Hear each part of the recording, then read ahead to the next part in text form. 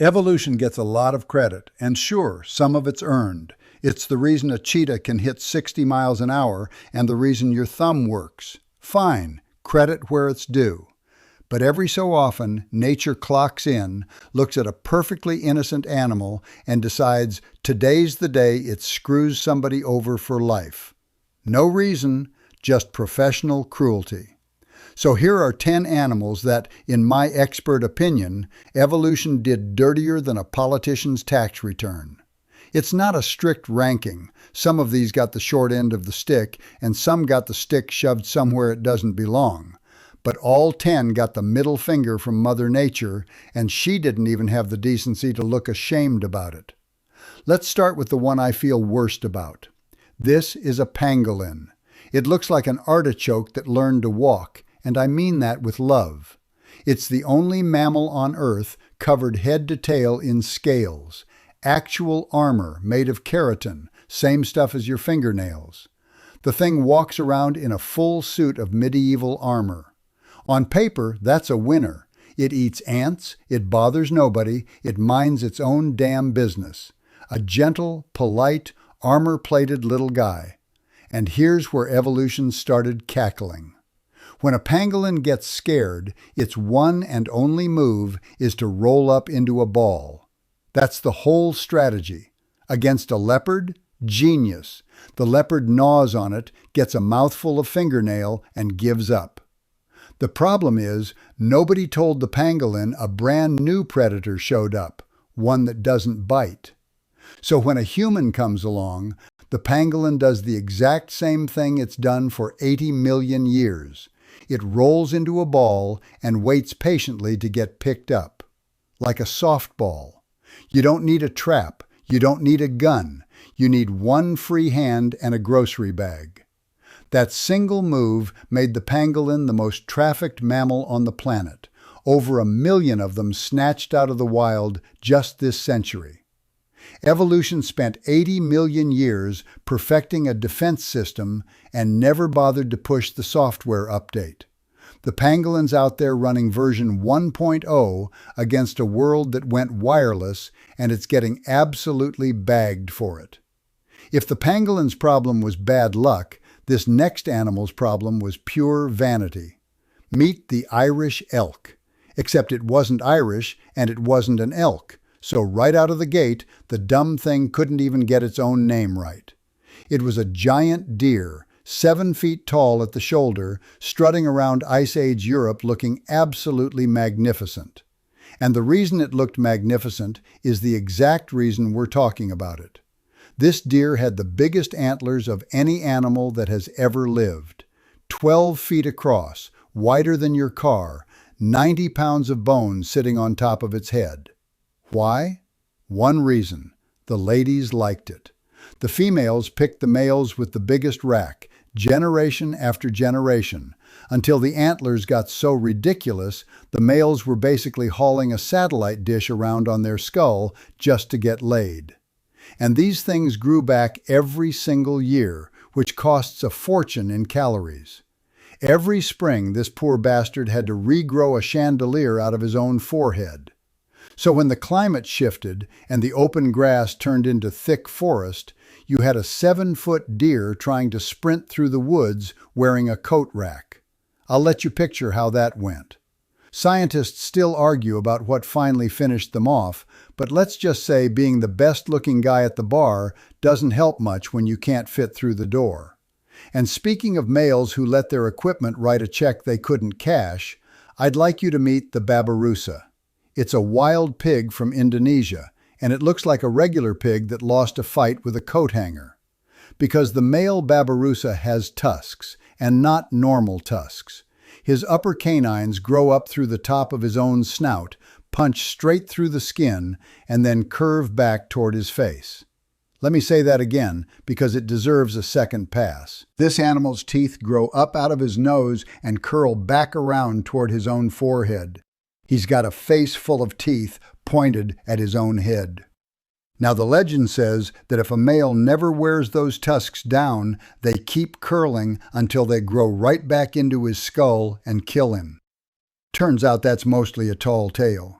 But there's at least one real skull in a museum where exactly that happened, so it's not nothing. Either way, here's the kicker. Scientists still aren't totally sure what these tusks are even for.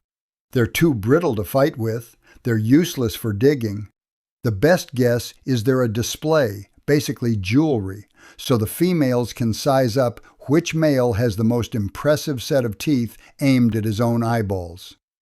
The babirusa is walking around with a permanent biological hood ornament, no idea what it's for, hoping it doesn't eventually turn his own face into a kebab. That's the animal nature looked at and said, "Perfect, ship it." From horny pigs, let's go to one that's just plain stupid. And I need you to understand, I find the koala adorable. I do. I also need you to understand it may be one of the dumbest animals nature ever produced, and it's entirely evolution's fault. Here's what happened. At some point, the koala decided it would eat eucalyptus leaves and nothing else.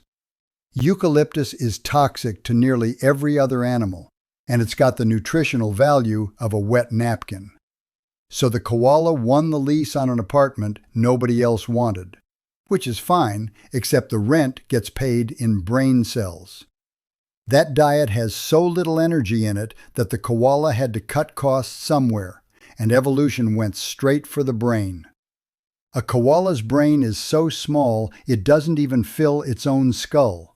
The rest is just fluid sloshing around in there like a half-empty thermos. And the brain is smooth.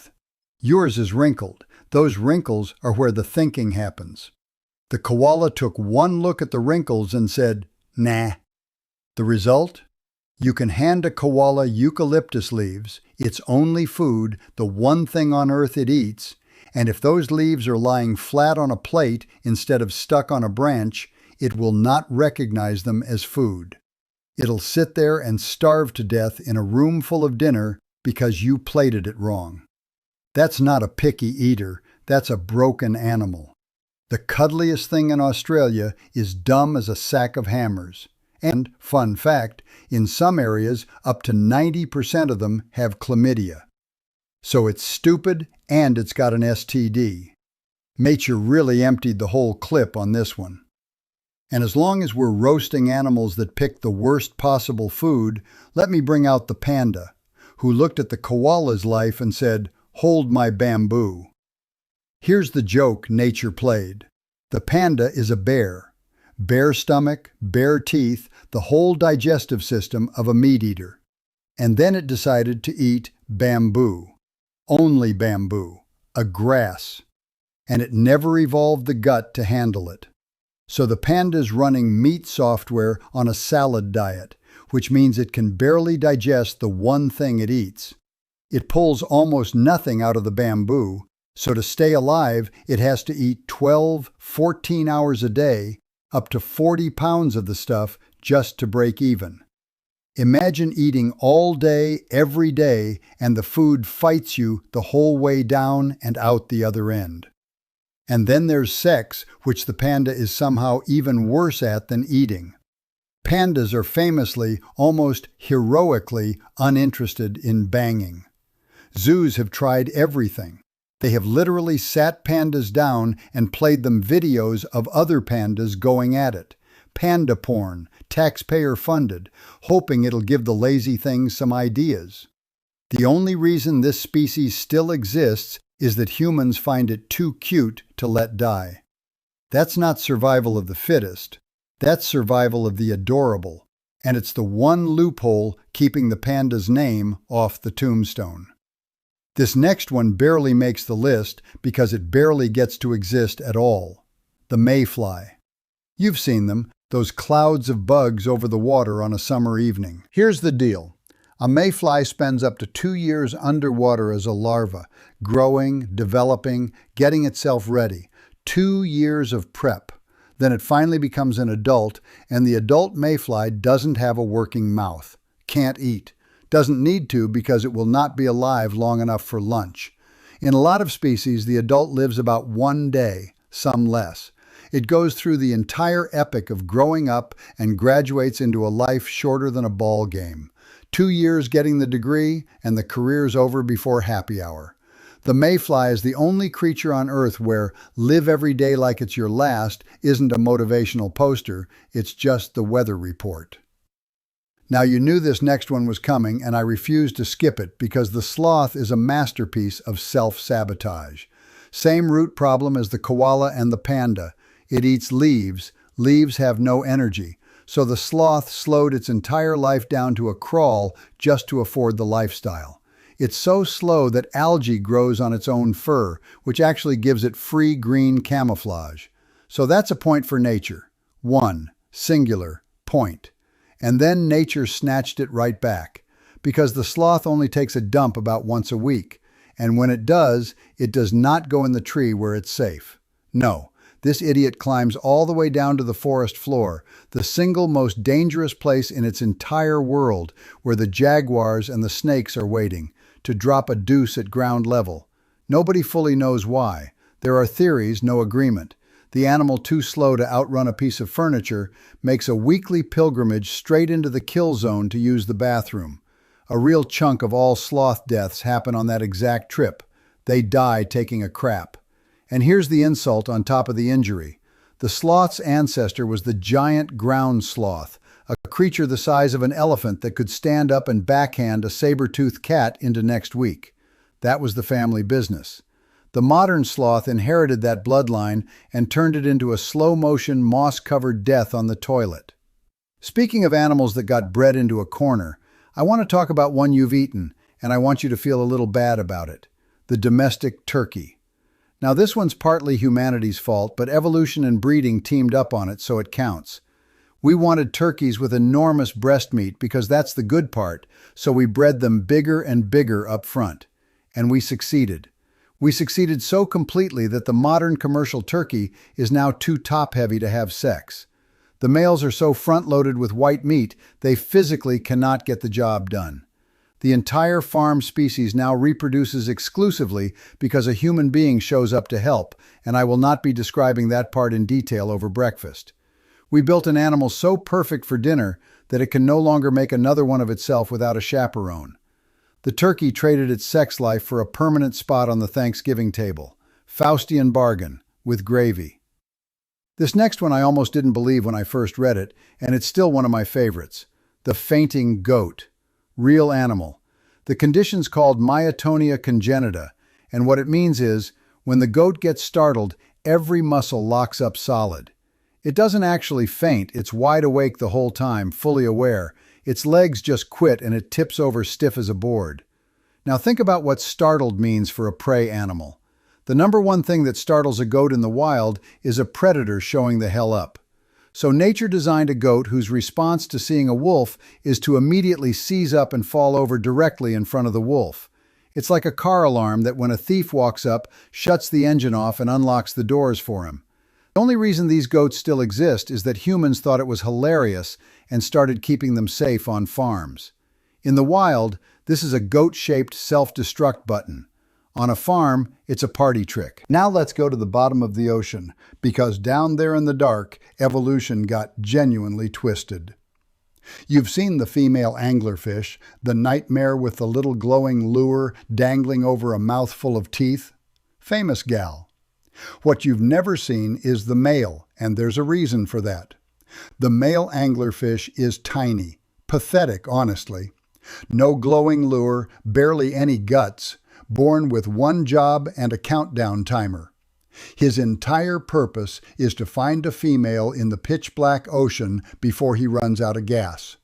And when he finds her, he bites on. And then he never lets go. His body fuses to hers. Skin, bloodstream, everything melts into her. His eyes dissolve. His organs dissolve. Every part of him that made him a separate animal disintegrates until he's nothing but a lump hanging off her side, providing sperm on demand forever. He literally gives up being a fish to become a permanent ball sack on his wife. Born, swim, find a woman, dissolve into her completely, cease to exist. Some of you fellas are nodding a little too hard right now. But for the anglerfish, it's the literal truth. And I'm closing with the cheetah, because as fast as this animal is, evolution lapped it. Here's the thing about the cheetah.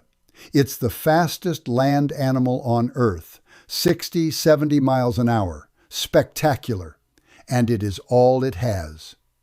The cheetah took every chip it owned and shoved the whole stack onto one number: speed. And nature, like every casino, made damn sure that number eventually cost it everything. Being that fast burns enormous energy, so after a kill, the cheetah is completely gassed and has to lie there wheezing, which is the exact moment a lion or a hyena strolls over and takes the food right out of its mouth. The cheetah just ran a 100-yard dash for dinner and has to hand it over because it's too winded to argue. A leopard would have dragged the meal up a tree, but the cheetah can't climb. It traded its retractable claws for running cleats. It can't even put its own gear away. And here's the part that really seals it.